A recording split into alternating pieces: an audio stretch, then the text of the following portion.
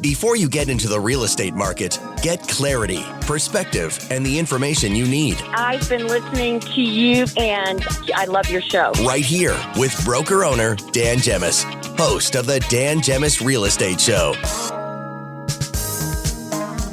Hey everyone, welcome back for the second half hour of the Dan Gemus Real Estate Show here. Joyce Blackbeer in studio with me today. And it's time for our insurance segment with Chris Gibb from Gibb Insurance Brokers. Hey, Chris, how are you? I am fantastic, Dan. If I was any better, I'd have to be two people. Oh, stop. Oh, my goodness. I love it. What a great day. So listen, Chris, you've got a very fascinating topic for us today. Listen, we've had so much talk about tariffs. I hate saying the word in the last few weeks. But your topic today is how tariffs could raise home and auto rates. Don't tell me that. Well, sometimes I feel like a broken record when I talk to you on the show here. It's always about they're going up.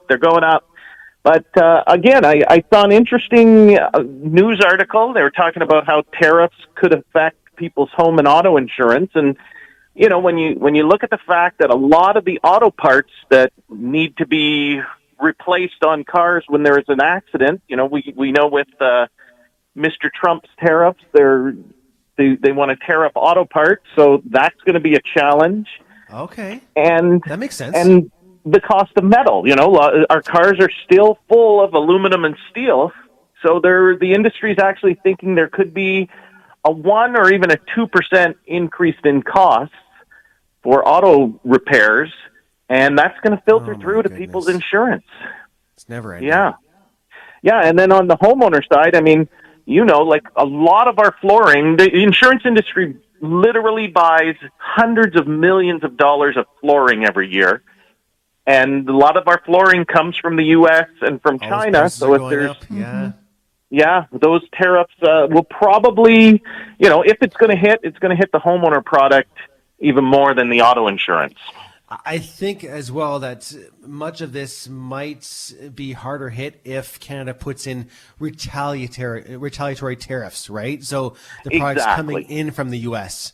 I think that's why our government has been a bit more selective with the items that it tariffs, stuff that aren't maybe are easier to find from other jurisdictions in the country. Exactly. So, yeah. If you can kind of use. If you're going to go with retaliatory tariffs, if you can use them strategically, that might lessen the blow. Jeez. But even among all the other things that are affecting the insurance industry, this is just one more bit of bad news I get to share with your listeners on a Saturday morning. And Chris, it's one of those things, right, where if you have a claim, say your basement floods or you have a house fire, whatever. Let's use the flooding as an example. People don't realize that it's not just a matter of the insurance company replacing the materials that were damaged. It's the labor. Mm-hmm. And like you said a couple of shows ago, not just that, but if there's a mass event where there's lots of flooding happening at the same time, those companies, those restoration companies, they are having to pull help in from other parts of the province because there's not enough help here. And so there's costs involved with that as well. And so it's not simply the cost to the insurance company of the materials. It's everything else that goes around it. Absolutely. The labor costs can become astronomical when you have, we've had in years past 400 or 500 homes at a time flood in the Windsor-Essex County area. And you just don't have enough tradespeople. So you have to bring in people from other parts of the province, and they have to stay in hotels, and they're working 18-hour days. And overtime pay. Exactly. You got to keep them fed, and it can really, really become 2-3 times more expensive when we have these big weather events. And now we've got to start thinking about tariffs, all on top of everything else. Well, our fingers are crossed for April 2nd as the government over there makes some their next tariff announcements. I'm hoping it doesn't hit us too hard because we've all had enough. So we'll see what happens. And we have. Windsor and Essex County is one of the top, I think I read a report, the top 3 exporting municipalities or areas in all of Canada. So there is hopefully cooler heads prevail. Hopefully everyone can sit down and come up with something that's not going to upend everybody's life. Now, Chris, you're also, many know that you're also deputy mayor of the town of Amherstburg. I'm assuming the same can be said for municipalities, right? Their costs are climbing as well based on all the same factors. Yeah. They're municipalities' costs are going up. There's a lot of work we're doing. As not only am I the deputy mayor of Amherstburg, but along with that, you become all the mayors and deputy mayors in the county are all part of county council, the County of Essex Council. Yes. So we actually had a notice of motion introduced a few meetings back about looking into a Buy Canadian bylaw that can allow the municipalities to sort of give Canadian-built and Canadian-made products a little bit of an advantage over other products. Now, that's always a double-edged sword. You want to buy Canadian, but if that product keep costs down as well, yeah.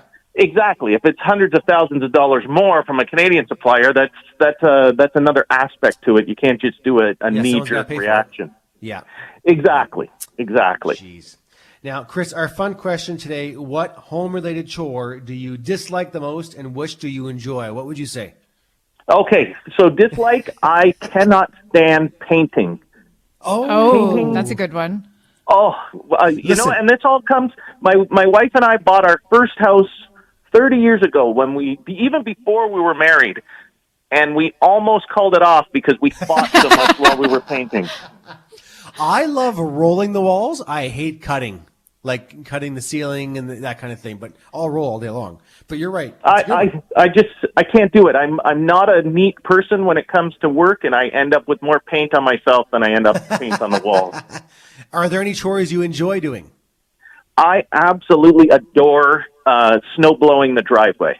Oh, really? Interesting. When my father-in-law moved out of his house into an apartment, he gave me his great big industrial snow blower. I just love it when it snows. I snow blow our driveway. I do all the neighbors' driveways. I snow blow the road where my kids park on the street. So you're hired. You know where I live. You know what? You may see me. I'll be coming down the road with my snowblower. You got that big driveway. Yeah, I could get all over that. You love it. Oh, my goodness. All right, listen, great topic today, and thanks for all the help. If anyone has questions about their auto insurance, home insurance, they want to get a quote, what's the best way to do that?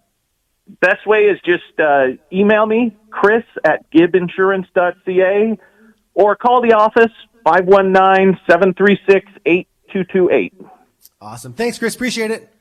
All right. Have a great weekend, you too. You too. That's Chris Gibb, owner of Gibb Insurance Brokers, with some great tips there. So, okay, we're going to take a break. Joyce, what do you say we give away a gift card for the Richmond Popcorn Company? Let's do it. And a big secret for those listening, Bunny Bait is one of their most popular holiday flavors this time of year. It's got mini eggs. It's got chocolate covered popcorn. It's got all Chex Mix, all kinds of stuff. It just hit the shelves yesterday.